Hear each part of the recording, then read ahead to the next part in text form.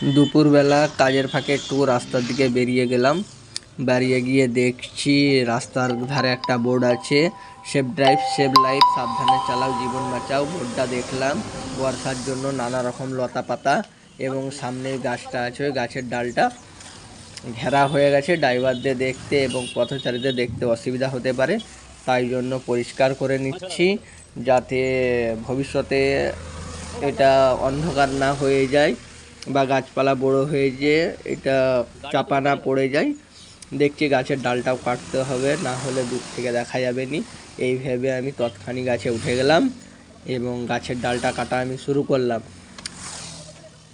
কাটছি, সেই টাইমে স্থানীয় একটা এখানে ভাই, সে ভাইটাও ভিডিওর মধ্যে এসে গেল।